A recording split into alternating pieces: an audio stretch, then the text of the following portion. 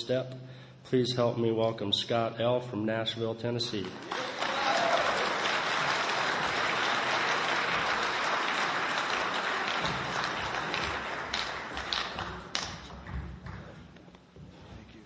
Good morning. My name's Scott Lee, and I'm an alcoholic, and overwhelmed alcoholic. What an honor it is to be here. Wow. Okay. Can y'all still see? I can't. I'd like to thank Bob and everyone else that was involved in putting this thing on and make it possible for me to be here. I am truly honored beyond my ability to explain. I like to open anything I do in recovery with a quotation from Lois Wilson, who was asked one time what she did in the moment of silence, and she said, "I invite God to the meeting." And it's not that I don't believe God's here. I do believe that. But I get a special gift when I stop and honor that presence. And my mentor, who died about a year and a half ago, who many of you knew, said that he had learned to treat God like a gentleman. And gentlemen don't go where they're not invited, and they don't stay where they're not made welcome. And the other thing I do in the moment of silence is I ask God to help me not judge the speaker. Now, you don't have to do that, of course, but that's made meetings better everywhere I've gone. And so if you would humor me, I'd like to have another moment of silence, and let's just acknowledge the presence of deity and ask for open hearts. I'll just meet you back here in a second.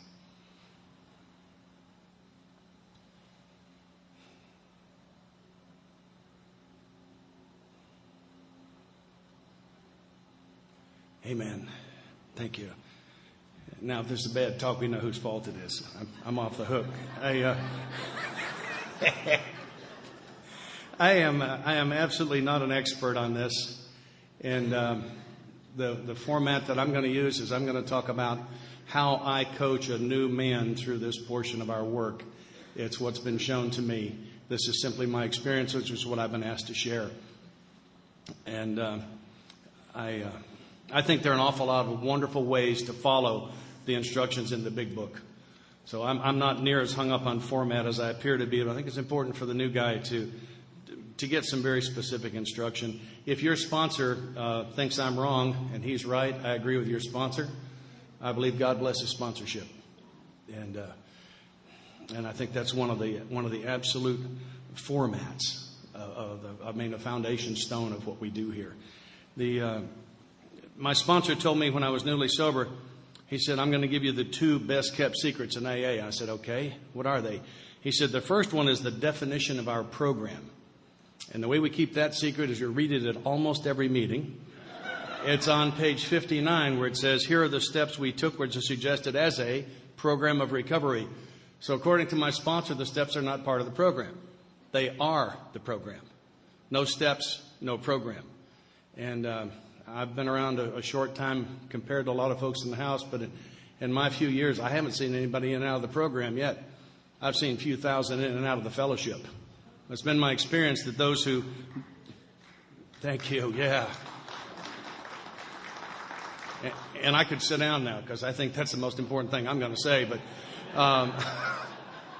I haven't seen anybody do the work out of this book while being coached by a sponsor who's already done the work out of this book and stay active carrying our message and drink again. Has anybody here seen that? I don't see too many hands on that. No. I'd say we as a group this morning stand by the first line in chapter 5. Rarely have we seen a person fail who's thoroughly followed our path. He said and by the way, I was honest with my sponsor. I'd like to recommend that if you're new. I said, "Jerry, I don't want to do the 12 steps." And he said, "That's okay." I said, "Good." He said, "As long as you do them." And I said, "Jerry, I don't believe we're communicating." And he said, "Yeah, we are. That's the definition of willingness. Willingness is when I do what my sponsor says, whether I want to or not." And that was an important one. He said the other best kept secret in our fellowship is the fact that the 4-step directions are cleverly concealed in the book. They're actually right in here. And he said what we were going to do is we were going to follow them one at a time in order and see what happened. He told me on step 4, he said, "All that garbage in your past is not who you are, that's who you're not. And what we will teach you here is how to stop doing who you're not, how to repair the damage for doing who you're not, how to receive the forgiveness for doing who you're not, and who you really are will just kind of emerge from the ashes like the phoenix." This program is kind of like going to the dentist. We've got to drill before we can fill. We're going to have to dig the poison out of your soul, because if we just fill with the good stuff, the poison's still in there. It's going to detonate one of these days. And I was also told that God forgives me for everything I ever did, and He loved me while I was doing it. My God got bigger that day. And the other one that is so important to me is that I don't have the power to make a mistake so ugly that He can't turn it into something magnificent. Not just fix, but turn it into something magnificent. I watch Him regularly taking the worst things I've ever done and using them as tools to help other people. That's a powerful program, powerful God. So I was asked to talk on the beginning portion of Step 4 this morning. This is my experience beginning at the bottom of page 63. So the setup is that this new fellow I'm sponsoring, that he and I have completed together steps 1, 2, and 3 following the book. And coming up off of our knees from the third step prayer, I like to say to him, you'll hear raging in the fellowship the discussion as to when to do a fourth step. And you'll hear some people say, don't do a fourth step too soon, you may drink. I personally never have seen that. I've seen several thousand way too late.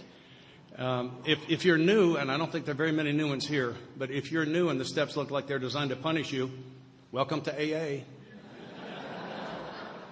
That's how they look to us, and we were wrong about that, and you are too. And that what the steps would do was to bring me relief. And I do this very playfully, okay? The book is not specific about when to do a fourth step. It makes 2 time references. And I believe if the book gives leeway, I should give it as a sponsor. So I will allow them to start their fourth step on either one of those time references or anything that lies between. Does that seem fair? I think it is. So I asked him to begin at the bottom of page 63 at the end of the third step. And I asked him to read out loud, and I'll interrupt. He says, next. I say, whoa, that's a time reference. So we're coming up off of our knees, and the first reference to when to do a fourth step is next. It says, we launched out on a course of vigorous action, the first step of which is personal house cleaning, which many of us had never attempted. Our decision, that would be the third step decision, that God's going to be in charge and that suits me, was a vital from the Latin vita, meaning necessary to life. All right, so this is only for the ones that want to live. Everybody else can take the morning off. Was a vital and crucial step. It could have little permanent effect unless at once. That's a time reference. So following step 3, the fourth step has begun either next or at once or anywhere in between. I give them all the leeway the book gives them. I think it's fair. Less at once, followed by a strenuous effort to face and be rid of. Isn't that interesting? Be rid of. In step 4, we're going to be rid of. And it tells us that twice on this page. I think it's important when the book's redundant. I think it's important. And twice on this page, tell me we're going to be rid of the things in ourselves which have been blocking us, because that's the good news. The good news is I'm the problem. That's what he told me. He said, this is the best news you're ever going to get. You're the problem. I said, I don't get it. Why is that such good news? He says, because if it really is the cops, the courts, the judges, the blacks, the Chinese, the Russians, the PTA, the neighbors, and the ex-wife, you're cooked, son. If they're the problem, this game is over and you lost. The good news is that you are the problem. And if you'll bring some willingness to this party, we can work on that. So in step 4, we're going to face and be rid of the things in ourselves which have been blocking us. I would observe if in step 4 all I do is write, I'll get rid of time, ink, and paper. And none of those are blocking me. So there must be things other than writing involved in step 4. And he said that was where the power was that the other than writing portions of step 4. And skipping down a little bit, a business which takes no regular inventory usually goes broke. Most of the businesses that I deal with do a computer update every night. And for me, that's the evening portion of step 11, where they do a review. But at least once a year, they do a full tear-down inventory. And I think that's the reference that it makes. And I wish I could say I'd done one a year for my 22 years. I think I've done about 17. I'm overdue right now. And it says it's a fact-finding and fact-facing process, an effort to discover the truth about the stock and trade. One object is to disclose damaged or saleable goods to get rid of. There it is again. They tell me twice on this page that in step 4 I'm going to get rid of. Promptly and without regret. It says we did exactly the same thing with our lives. We took stock honestly. First we searched out the flaws in our makeup which caused our failure. There's the good news again. I'm the problem. It says being convinced itself, manifests in various ways of what had defeated us, we considered its common manifestations. And I like to give them kind of an overview. The manifestations of self that the fourth step in the text covers are resentment, fear, and sexual misconduct. And I claim there's not a sex inventory in the book because I don't find the direction in there that says at this point, let's explore all the things in the sexual arena that you did that you thought were right and good, because there are some of those. So we inventory only the dark side of that. I don't like the idea of sex having a bad name. It's my favorite toy. I mean, really. And as I'm sure Charlie's going to cover later on today, there are a lot of prayers in step 4 about sex. So it's okay to talk to God about sex. He's the one that invented it. Nice job. And, and I say that lightly, and the truth is I mean it. And continuing on page 64, it says, resentment is the number one offender. I'm told that the word resent comes from the Latin. The re prefix means again. So, for example, I reread something. It's something I do another time. And sentire means to feel. And so resent means, in effect, to feel again. And what we feel again is old anger. And he told me the only way to get a resentment is to judge someone, find them guilty, be angry with them, and then feel that anger again.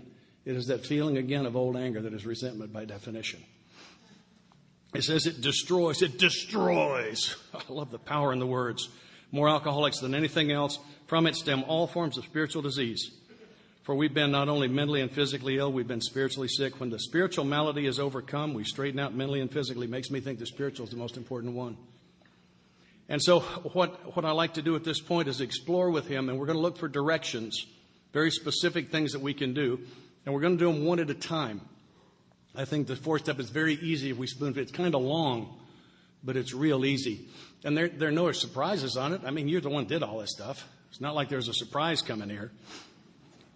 It says, in dealing with resentments, we set them on paper. To me, that's not really so much a direction. It is a sort of an overview, because they're going to tell me exactly how to set it on paper. It says, we listed people, institutions, or principles with whom we were angry. So what we need now is a list. And a list is a series of words and phrases that run down a page. I don't believe I've ever seen a list that ran across a page. Lists are vertical. They go down the page. And I confused myself. That's easy. There's a lot going on in here. What I'm going to ask him for now is I'm going to ask him for some commitments. I'm going to ask him to commit to, in this program, doing the things that the people in the book did. If they say they wrote something, I'm going to ask him to write it. If they say they prayed something, I'm going to ask him to pray it. If they say they observed something, I'm going to ask him to stop and endeavor to observe it. He may or may not be able to, but I'll settle for effort on that part. And there are, interestingly enough, 168 hours in a week. If he has an 8-hour-a-day job, 5 days a week, and a 30-minute commute, that's 45 hours. If he's in bed 8 hours a night, that's 56 more. If he goes to 7 meetings a week, that's about 15 more hours with a little driving time, and let's get there early and stay late.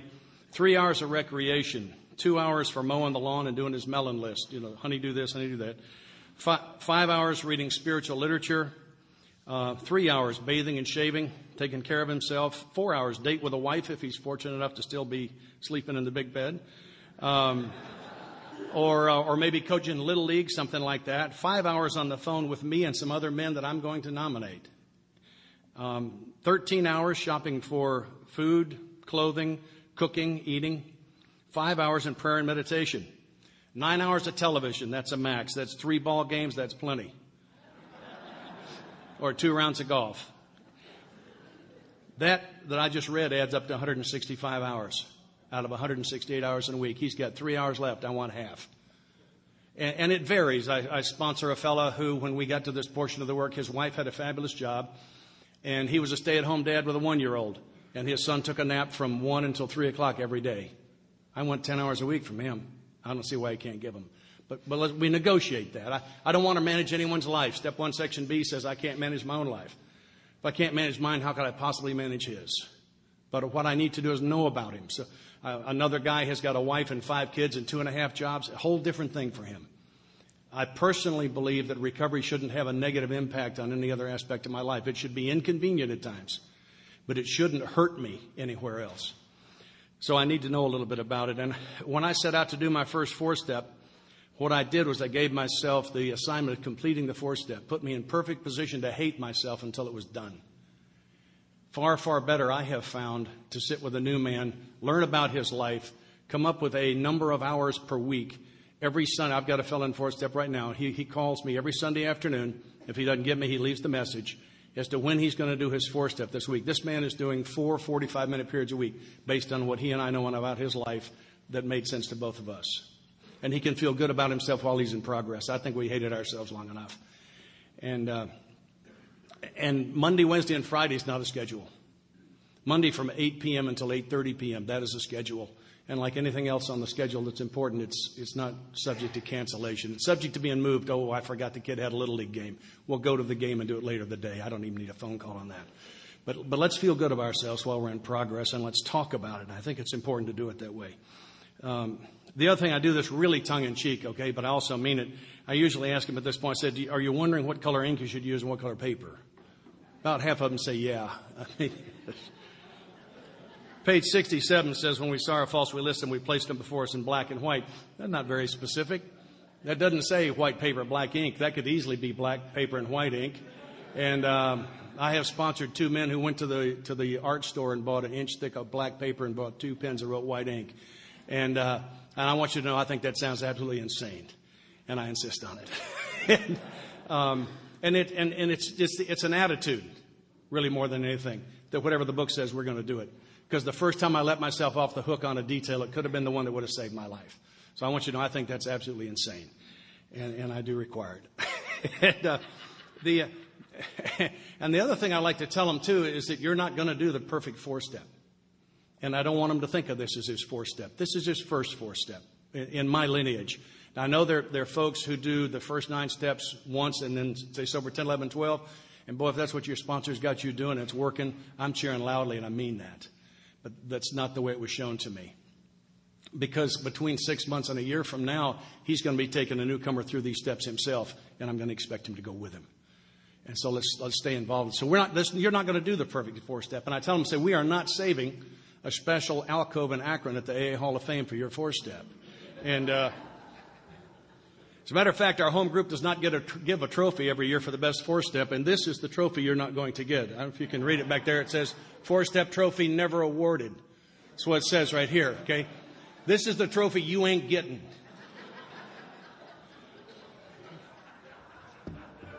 Have your picture made with us later for a couple of bucks.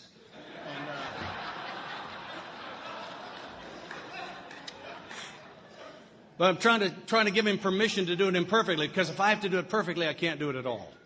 Cannot do it at all. And what I suggest to him is to go down to the drugstore and get a spiral notebook. It's a fairly easy way to do this thing. Open the inside cover and write something like, this is my 4-step. If I find you with it, I will kill you and hide your body. Something subtle, but that gets the point across. And then let's turn to the inside, and this double page is 1 page. We write a 1 at the top of the left-hand margin, a 2 in the middle of the left-hand page, 3 and a 4 on the right-hand page. And again, I say I think there are a lot of right ways to do this. It's just what I do. And I ask him to sit for, let's call it 30 minutes at a time to do this. I want the first 5 minutes in prayer and meditation. Invite God into your process. Ask him to give you clarity of mind to find what he'd have you find and the courage to write it down. And then let's begin with a list of your resentments. And what we need here is direction 1 says we listed people, institutions, or principles with whom we are angry. I want everybody and everything you have ever been angry with, ever. Even if you're sure you've already forgiven them. No problem. Put them down. And the format is write a name, skip a line, write a name, skip a line, write a name, skip a line. When you get to the bottom of the page, turn the page, because we're going to need this other side over here for some other stuff. For those who have cheated and looked ahead and know that the second direction has to do with what they did, and you want to save 7 pages for your father, the answer to the question is write a name, skip a line, write a name, skip a line. Those were not estimates. Those were exact figures. Because we're not going to feed this resentment. And what I like for them to do is to just spit them in the first session, just as fast as you can think of them. When they slow down, there's an indication on page 65 says we went back through our lives. So that indicates a reverse chronology that we begin with today. Okay, I'm living at this place. I work at this place. I'm married to my lovely wife, and this is my home group, and this is my church, and this is so on, so on, so on, so on. But 10 years ago, I was living in the other place, and I was married to, and so on. And then before that, I lived in this other place, and before that, I was in the Air Force, and they had me stationed at this place and that place. Before that, I was in college and high school, and go all the way back to your earliest memories. When we get to earliest memories, we're through with column 1. Is it complete? No. No chance at all. But it's as complete as it's going to get. And we're not trying to buzz through this thing. We're trying to be as thorough as we can to get you through it once, to get you some relief, to dig this. Because what I was told is what we're going to do here is we're going to dig poison out of my soul. And the 4th step, I believe, is where that process begins. So having followed that process so many hours a week, however he and I can agree to it, and I'm real easy on that. I really am, on the front end. Don't call me later and tell me you couldn't work it in last week. I can't work with you. I can't help you. I'm a one-trick pony. It's a pretty fabulous little old trick. I just got the one. And I have not been able to help anyone who wouldn't do the steps. Hadn't been able to help one of them. When we get to the earliest memories, we're finished. And I ask him at this point to begin to carry paper and something to write with all the time. Because you're going to be walking through the grocery store. You're going to look at the cantaloupes and say, oh, his head looked just like this. Write it down. We'll add it to the end of the list. All right. We'll just stay in process here. And completing that, it says, in the next sentence, it says, we asked ourselves why we were angry. That's going to be column 2. I'm looking at the example on page 65. It says, I'm resentful at Mr. Brown. The cause. His attention to my wife, told my wife of my mistress, Brown may get my job at the office. I asked him to count those words on Mr. Brown. There's 19 words there. I said, listen to this. Mr. Brown is messing with his wife, has told his wife about his girlfriend, and is trying to get him fired. He got 19 words. 19 words. And 19's the limit. 19 is maximum. It's not optimum. It's maximum. My second column says things like left me for another guy. Next to high school football coach, didn't play me as much as I deserved. Left me for another guy. Screwed me in a business deal. Left me for another guy.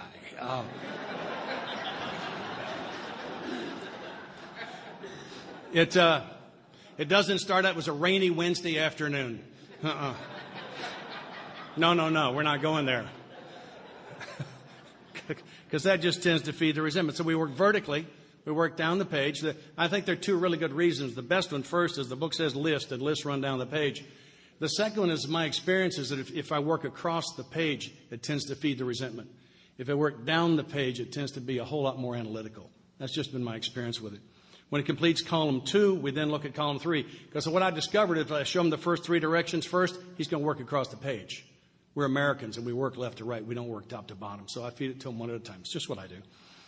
Page 65 on our grudge list, we set opposite each name our injuries. Was it our self-esteem, security, ambitions, personal or sex relations have been interfered with?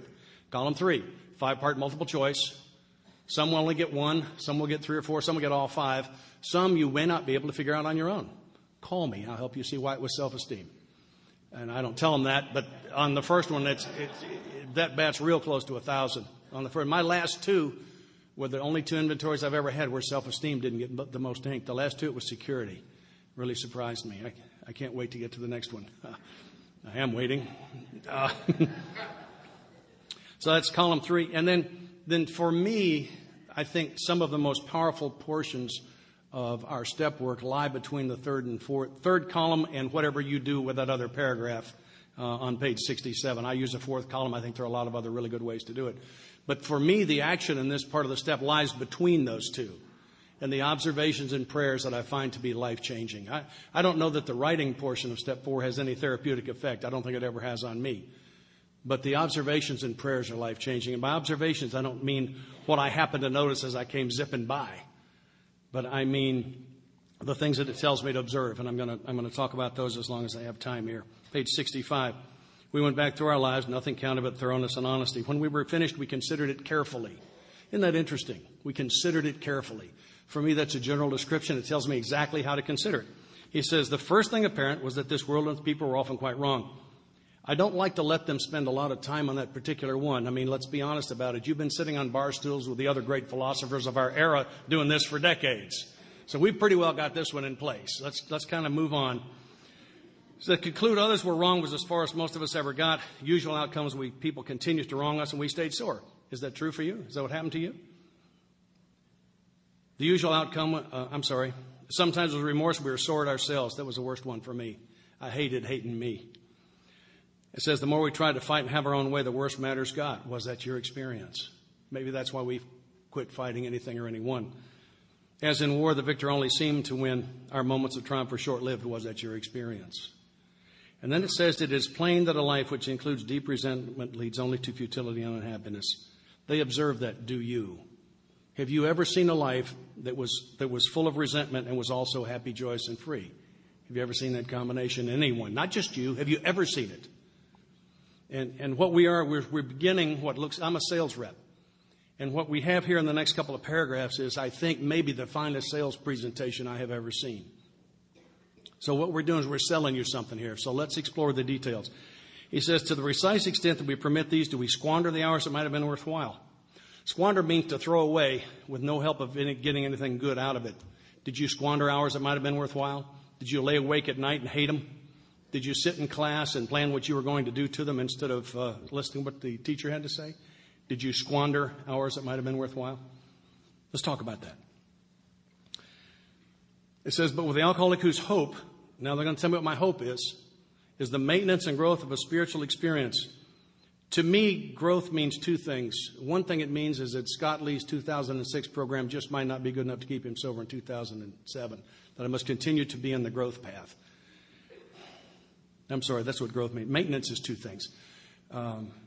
One is that I can't afford to lose anything I've already got.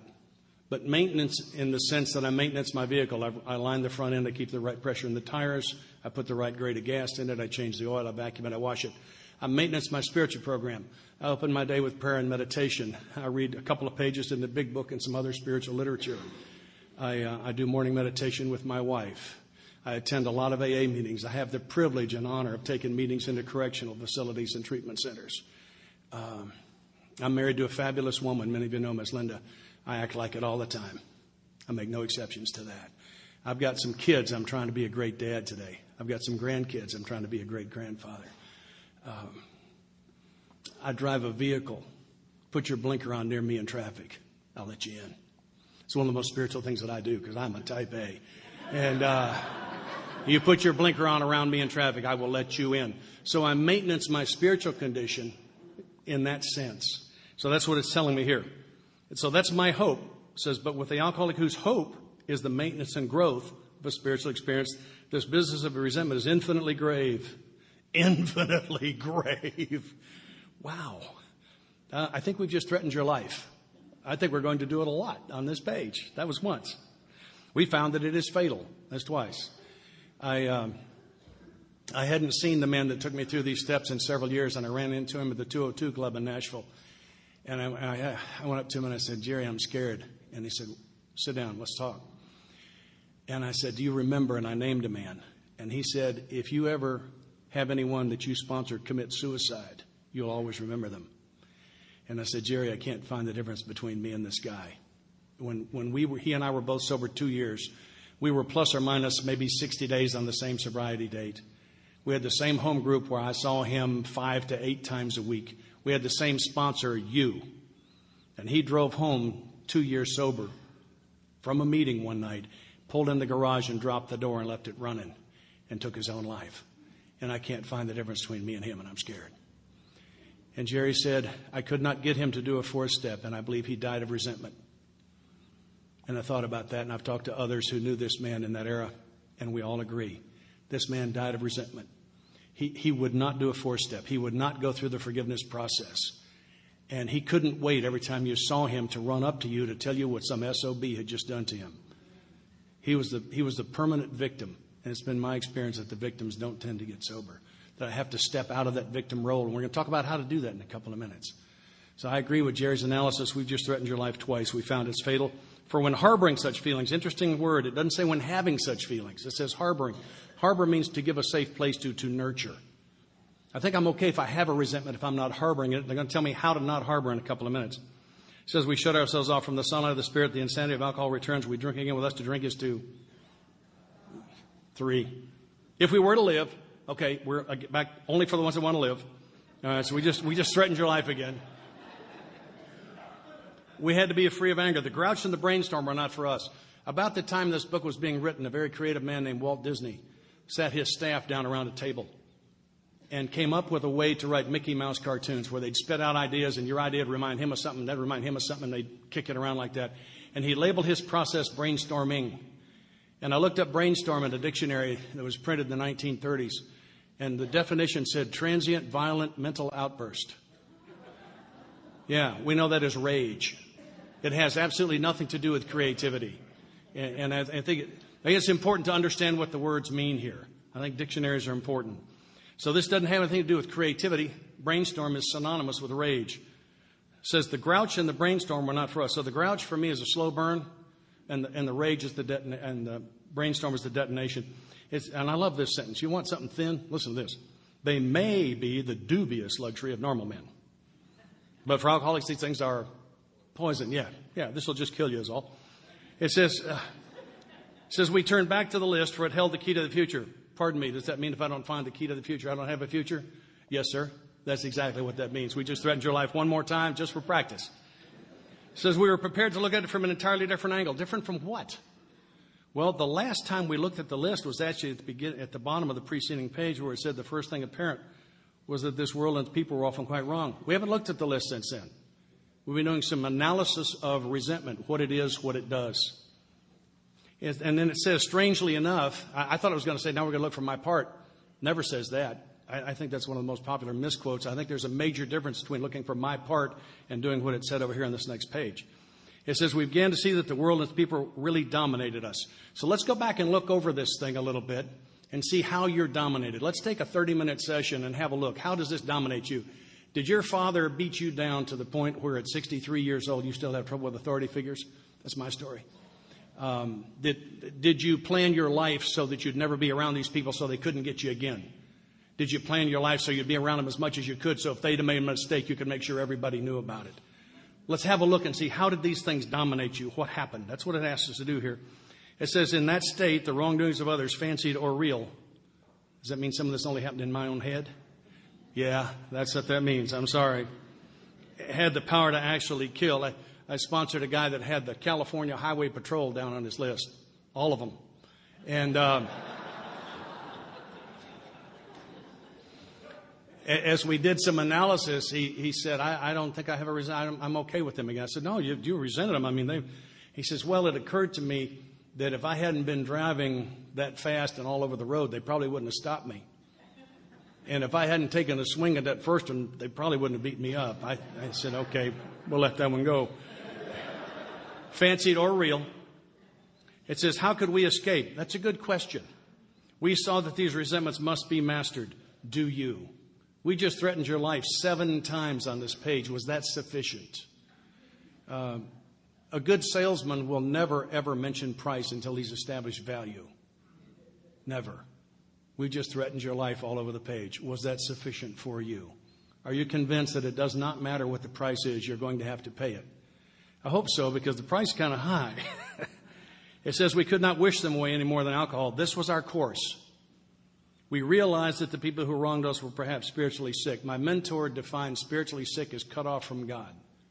And I asked them, and I asked you, think of the 1 or 2 worst things you ever did. I'm not going to call anybody. Think of the 1 or 2 worst things you ever did. I know there are a lot in the room who wouldn't mind being called on because they've gotten free. Weren't you spiritually sick to have done those things? I mean, spiritually healthy people don't do that kind of stuff, do they? See, I've got something the angels don't have. I have the ability to turn my back on God and go right back to doing it my way. And that's what I was doing when I did those things that are the ugliest in my inventory. That's what I was doing. And one of my other mentors did it this way, the word realize. He said, I realized. I can know something, but when I realize it, it becomes real for me on a different level. It's what my wife calls heart knowledge. And I think the other thing with that word is I begin to see it with my real eyes. Not these, but my spirit eyes. And I must realize that the people who wronged me were perhaps spiritually sick. It's the beginning of the forgiveness process. And what I asked them to do is to sit down and one at a time, first in that 5-minute period, to invite God in for clarity and so on. And then to talk to God about the 2 or 3 worst things you ever did. Talk to Him about them and how you crave His forgiveness and how spiritually sick you were to have done those things. And I think it puts you in a good frame of mind to then go down that list one at a time and do the simple prayer. First name on the list, Fred. God, help me see that Fred was not an SOB. He was just spiritually sick. Pardon me, just spiritually sick. Grant me those spirit eyes to be able to see that. Second name on the list, Mary. God, help me. And just pray the list once.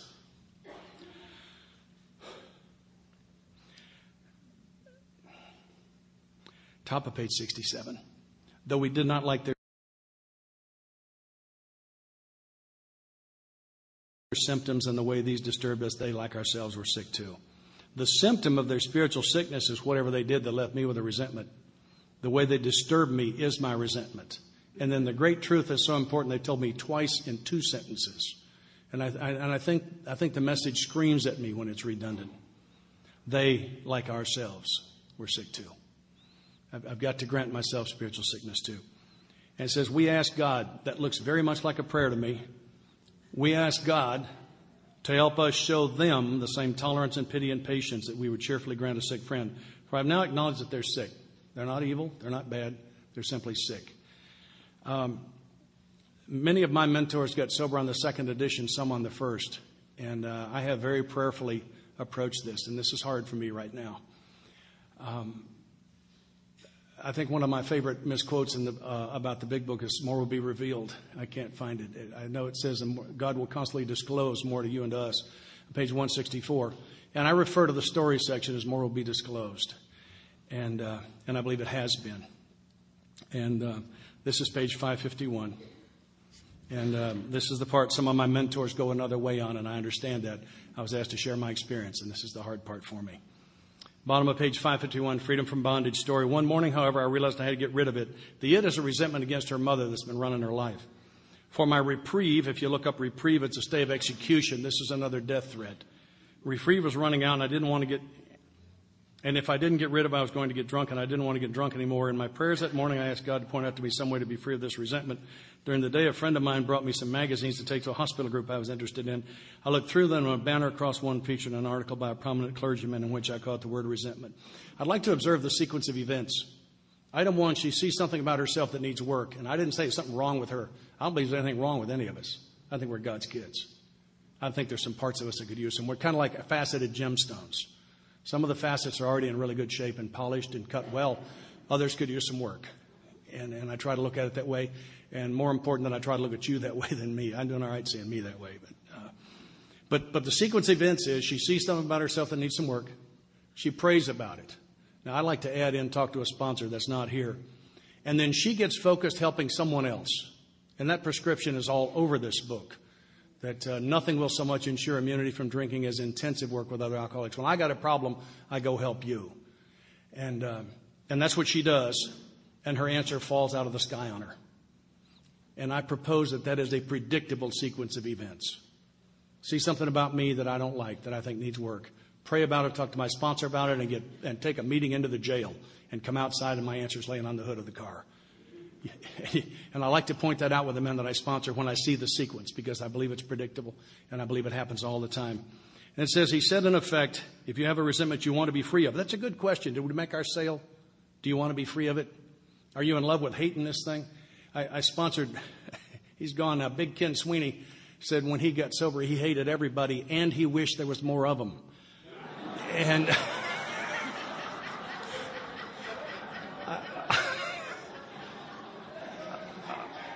I had never seen anyone more in love with resentment than that man was. And we watched him get free. We absolutely watched him get free. He said, if you have a resentment you want to be free of, if you will pray for the person or thing you resent, you'll be free. If you will ask in prayer for everything you want to be for yourself to be given to them, you'll be free. Ask for their health, their prosperity, their happiness, and you will be free. Even when you don't really want it for them and your prayers are only words and you don't mean it, go ahead and do it anyway. It goes on to say it'll work in 2 weeks. That has not been my experience. But this lady was down to 1, living a pretty spiritual life, and you're starting with 409. I'm not expecting it to be over in 2 weeks. And so what I'm going to ask them to do at this point is let's stop right here and continue to do these 30 or 45-minute sessions, however many days a week, plus anytime you're in the shower, anytime you think of them, when you're driving the car. I want you constantly in prayer. This is my experience, and forgive the editorial, but this is my experience. I don't have the power to forgive.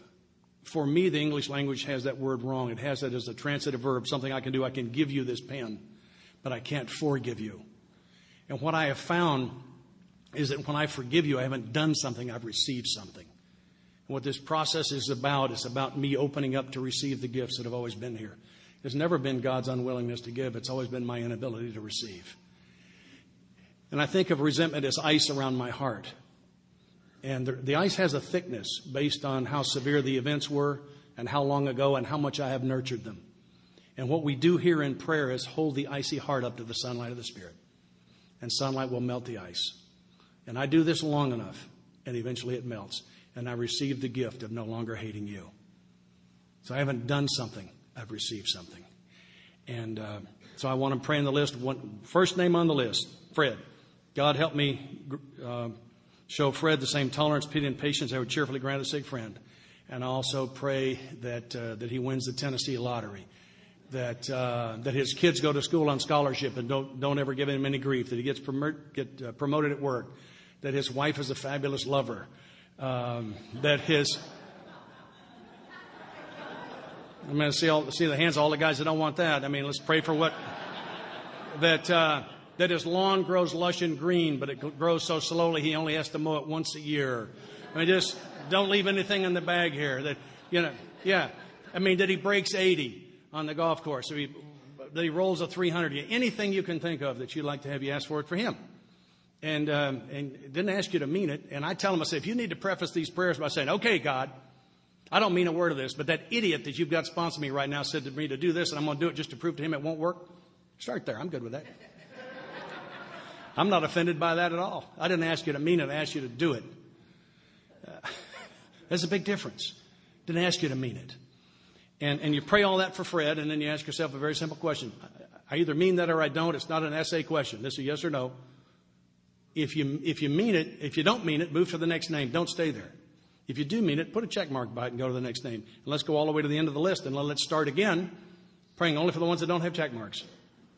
And I don't care how long this takes. If we've got something more important that we do, there's more important than I did, then stop hating God's kids. I don't know what it is. I mean, I claim I want to have a relationship with this God while I hate some of his children. Don't come to me to try to have a relationship with me knowing you hate my children. That's not going to work. That's absolutely not going to work. We pray a prayer at the end of a lot of our meetings, and there's a phrase in it that says, forgive us our trespasses as we forgive. And I believe what that says is, God, if I don't forgive them, don't you forgive me. I believe that's exactly what my sponsor said. He said to me when I got here, he said, what you wanted was mercy for you and justice for everybody else.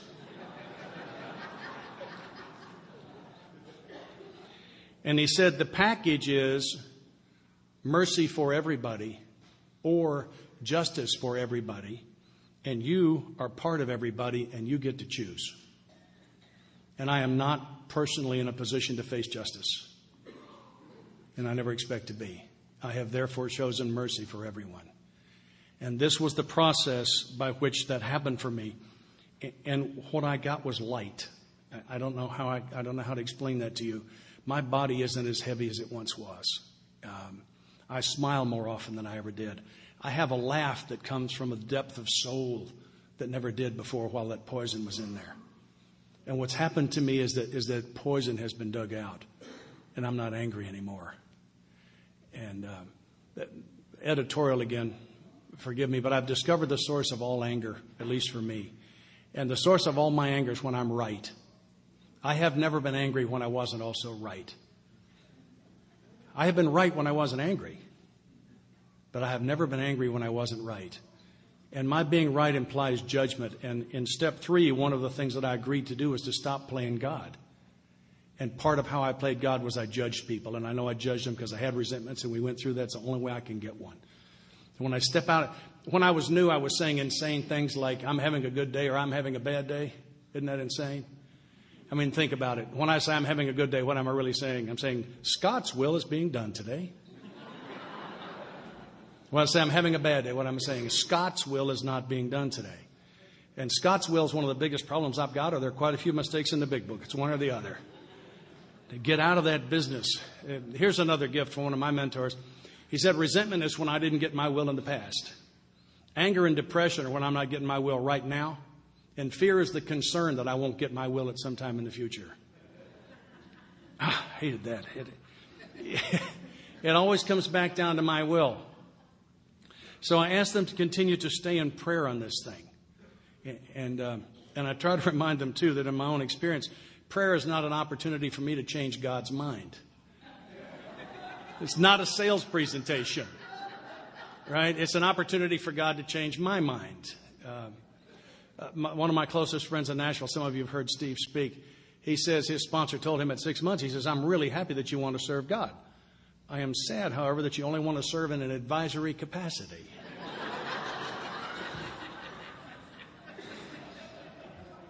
Isn't that? I always want to be God's coach. And then, big fella, take a knee. Had a cup. And, right? I go to him with his shopping list. And I had the privilege of flying for the United States Air Force for a number of years. And we were bringing a big 4-engine jet out of New Zealand. They've got a beer in New Zealand called Leopard Strong. I don't know about the Leopard. And we landed at American Samoa about 8 hours later and took on fuel. And we left Samoa for Honolulu on an 8-hour flight plan. About 4 hours into that flight plan, we get into the new fuel. It had water in it. At 35,000 feet, they don't call it water, they call it ice. It's minus 55 centigrade up there. And the ice freezes in the fuel lines and the engine's compressor stall. Jet engine about so big. Kind of like a backfire in your car, only just a little bit more important out over the water. And so we can't maintain altitude, so we come down into the warmer air. And the engine's running pretty good down here, but we don't have gas to make Hickam at this altitude. Jet engines are much more efficient at higher altitude. So we climb back up and the compressor stall and we come back down. The very worst thing you can do for fuel is this. And it becomes clear to us very quickly that we're going to put a 300,000-pound jet into the Pacific Ocean today. And that we are all going to die in that process. Many of us have had the experience of thinking we're going to die in the next few seconds. And we've laid motorcycles down. We've been in head-on collisions. We look down the barrels of guns. Lots of us have had those experiences for a moment or two. Let me tell you something. 4 hours is a long time to think I'm going to die today.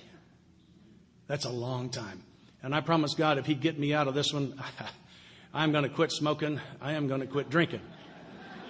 I'm going to quit spending the evening with ladies I'm not married to. I am going back to church. I believe I'll memorize the Bible.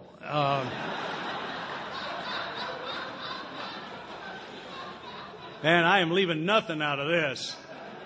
And we're showing blank on all of the gauges. And we got closer and closer. It looked like we have got a ditch and drill in process. And we finally decided we'd shoot a forced landing at Hickam, that if we could get to what we call high station on a forced landing, we could at least, this is the conversation in the cockpit, that we can at least crash on dry land and have our bodies sent home for burial. It's a conversation in a cockpit when you think you're going to die for 4 hours today. We turned final at Hickam at 9,000 feet. And when we taxied in and shut them down, they dipped the tanks like you dip your crankcase in your car to see how much oil you got. They dipped us. We did not have sufficient fuel left to crank 4 engines and taxi back to the runway. We did not have that much left. And I didn't even check into the quarters. I went straight to the officers' club, back to the stag bar, to the crazy end. And I set my bags down on either side of a bar stool. And I said, Mai Tai, the big one, pack of Marlboros. I look back on it today, and this is my perspective. In those days, those few times that I prayed, I was trying to make Him my God. What you all have taught me here is how to make me His man. I had it backwards. I had so many things backwards. And this 4th step for me is part of that process of making me His man. And I quote my wife who says, God's will, it's a good deal. Yeah, I got here terrified of God's will. I've been scared of it for a long time. Well, why did Grandma die? Well, it was God's will. It sounds dangerous to me. And then I got the other piece of it where, as a small boy, so you want that? Well, pray for it. Okay, I pray for it. Okay, if I get it, I was either skillful or lucky, and I forget that I prayed. If I don't get it, there's either not a God or there's a God, and He doesn't care about Scott. I got here with a lot of problems with this concept of God's will, and I had to take what those 2 words, God's will, meant to me and break them in half The first half is things like, what am I going to be when I grow up? Where am I going to live? How much money am I going to make? What's going to happen to my children? Do the communists eventually take over the world and all that stuff? Every bit of that violates one day at a time. And I now think of all of that as God's plan. Step 1, section B says, I'm not in management. Consequently, I don't need to know what the plan is. Leaves me with God's will. And that's very simply what would he have me do today. I open my day with prayer. One of the first things I do in the morning is I invite God in to run my life today, not give me some help. I was always afraid I was going to work God too hard. I tell you what, I'm going to cover sex and money. He can get the rest. No. Invite him in to run my whole life today. Read some spiritual literature. Pray, meditate, take meetings into the jails and prisons. Act like a married man all the time. Try to be a good father. I'm a citizen, by the way. I vote. I'm going to tell you I vote, too. I vote by secret ballot. I hope you do, too. And I hope we don't ever cross that line anywhere near one of these places. We could kill somebody. It's really, really important that we stay what we are. We are single of purpose. That's important to me. I got that lesson. I was sober. I hadn't had a drink in about 2 years. I was in the evangelical phase at about 2 years.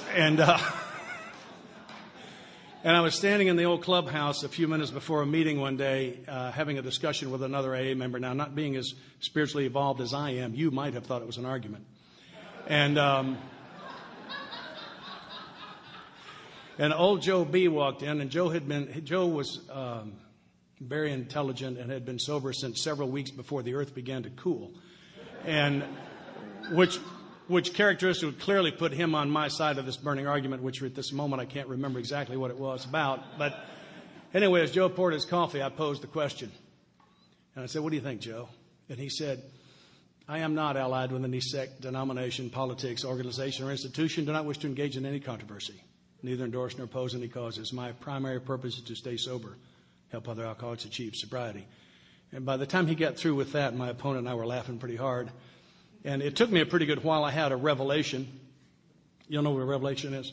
Revelation is when I figure out for myself something y'all been trying to tell me for 6 months or longer. Right? It's a revelation. And I went to Joe and I said, you meant that? He said, oh, yeah. And Joe was living the AA preamble. You could not draw him into controversy. He would not let anything get between him and carrying the message, or him and staying sober. What a fabulous, fabulous example he was. Continuing on page 67. He gives me my marching orders from here on, is how I read this. And it says, when a person offended, we said to ourselves, so this is a silent prayer. This is a sick man. How can I be helpful to him? God save me from being angry. Thy will be done. And then it says, we avoid retaliation or argument. We wouldn't treat sick people that way. And that's the truth. That we're back to the idea that these people who wrong me or offend me are spiritually sick. If we do, we destroy our chance of being helpful. Isn't that powerful? Chance of being helpful. Boy, there that is again. Page 77, our real purpose. Have you noticed how they changed the big book? Like they add stuff that wasn't here the last time you read it? I think that should be a grapevine art, a couple of pages every month on what they've added. Here's something they added about 6 months ago on page 77. Seems that way to me. It says our real purpose is to fit ourselves to be a maximum service to God and the people about us. That fit ourselves is new. I thought my job was to be a maximum service, and it's not. It's to fit myself. My work is always on me. Get closer to Him, and then He can use me. I need to be the best tool I can be. That's my job. I don't need to work your case. I need to make sure I'm focused on mine. Page 67. We wouldn't treat sick people that way. If we do, we destroy our chance of being helpful.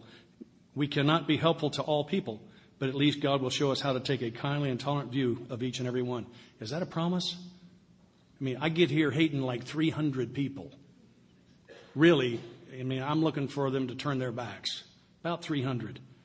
And God is going to show me how to take a kindly and tolerant view of each and every one of them. Wow. It says, referring to our list again, putting out of our minds the wrongs others had done. I think that would be very difficult to do if I still hated them. And I think it's why it's so important for me to have continued to pray those prayers until I get cleaned out on that stuff. And until suddenly, all of a sudden, I'm not mad at these people that did some pretty tough things to me. It says we resolutely look for our own mistakes. I think that's very, very different from looking for my part. If I'm looking for my part, it means somebody else has got a part. I got this from Bob. I don't see him here. Hey, Bob. But I saw him do this one time, and it was so true for me. I'm looking for my part. This is my part over here, right? Here's my part. When I'm looking for my part, somebody else has got a big part. It's not what it says. I'm looking for my mistake. Because if I've done these prayers, whatever they did's gone. I get clean on that. Where had we been? Selfish, dishonest, self-seeking, or frightened? There's a list that's all over this book. I find it again here on page 84 in the 10th step. Continue to watch for selfishness, dishonesty, resentment, and fear. On page 86, were we resentful, selfish, dishonest, or afraid? On page 88, we are then in much less danger of excitement, fear, anger, worry, self-pity, or foolish decisions. Page 145, we have enemies, by the way. Page 145, the greatest enemies of us alcoholics are resentment, jealousy, envy, frustration, and fear. The list varied slightly, but it's the same thing all over. And my analysis of that is these are the earmarks of the reemergence of self. And it says to continue to watch for them and when they crop up. It doesn't say if. It says when. And it tells me what to do. So that's what I'm looking for. On page 67, where had we been selfish, dishonest, self-seeking, or frightened? Though a situation not been entirely our fault, we tried to disregard the other person involved entirely. They told me twice. That must be very important. Where were we to blame? The inventory was ours, not the other man's. When we saw our faults, we listed them. We placed them before us in black and white. I think there are a tremendous number of really good ways to do that. I like to do a fourth column inventory, because use that as a fourth column for two reasons. One is what my sponsor said to do, and that's good enough. And the second one is because it sets up step 8 very easily. Because when I get to step 8, all I've got to do is review that last column, and I can see where I owe amends to people. It says we placed them before us in black and white. We admitted our wrongs honestly, and we're willing to set these matters straight. That does sound like step 8. And I think these things, the steps blend. I see that again later on in the fourth step, this willingness to admit my own faults and to make amends where I possibly can. I got sober, and so I now read the Roman numerals, which is something I never did before I got here. And there's a powerful thing here in the forward to the second edition. Bill is about to leave the Oxford groups, and he's not taken everything that they gave him, but he's taken part of it. And it says, this is Roman numeral 16, though he could not accept all the tenets of the Oxford groups, he was convinced of the need for moral inventory, confession of personality defects, restitution to those harmed. That might be different from an apology. Helpfulness to others, there that is again. And this is the piece that floored me. It says the necessity, I wonder how important that is, the necessity of belief in and dependence upon God. And what strikes me is that there's a difference between belief in God and dependence upon God. Many of us get here believing there's a God and not having a higher power. That was my situation when I got here. I was terrified that there just might be a God because I was guilty as charged. And I needed a God. I didn't need a God who was forgiving. I needed one that was eager to forgive. And I needed to be the same myself. And I think that's what this portion of step 4 was about my willingness in the beginning and eventually my becoming eager as I became less and less angry with other people, that I was changed. I was at the Mustard Seed in Chicago a number of years ago, and a girl said, my priority is not what I say it is. My priority is what I do. If I want to know what my priorities are, I don't listen to my words about the future. I look at my actions in the recent past. What was accomplished was a priority. What was not accomplished was not a priority. And anything I say to the contrary is a lie that I'm telling me. And I hated that when I heard it, because I was saying a bunch of things were priorities and I wasn't doing anything about it. And I've got 3 things that I call today I call them my spiritual barometers. At 2 years sober, I was working on my character defects. That's a good way to get a brain hernia, isn't it? Yeah. Yes, sir. Boy, you can hurt yourself doing that. And I was. And there were 3 of them, and they were lying, improvements on the truth, actually. Right? Lying, swearing, and my attitude toward those of you who got your driver's licenses out of Cheerios boxes. And and what I find, I was trying to stop all of that, and I was just hurting myself. And what I've discovered was that sometimes that stuff was there and sometimes it wasn't. And then I eventually discovered that if one of them was there, they were all there. And what I did was I inventoried my last few days or maybe my last week and asked myself, where are my spiritual holes? The one that I'm the most frequent with is I get away from morning meditation, and that makes me crazy. This past summer, I went on a fairly long vacation, and I slept in instead of doing morning meditation. By the time I get back, I was literally on the way into a depression. I've got to have that. I have to have that quiet time in the Master's presence. And I get back to doing it, and 3 days later, I'm okay. And so I inventory, when I hear one of those things get out, if I look, they're all out. And I inventory my recent past. How long has it been since I took a meeting into a penal facility or a treatment center? That's really the same thing. What's my morning of prayer and meditation look like? How much time am I spending with the men I sponsor? How long has it been since I called my sponsor? How much spiritual literature am I reading? How much focus am I having on trying to help other people? And if I look, they're holes. And I repair those holes. I fill those holes and go back to doing the things that y'all have taught me. And 3 or 4 days later, you cut me off in traffic and almost hit me. And I will smile at you from the depths of my soul, and I'll wave at you, and I wave my entire hand, whole thing.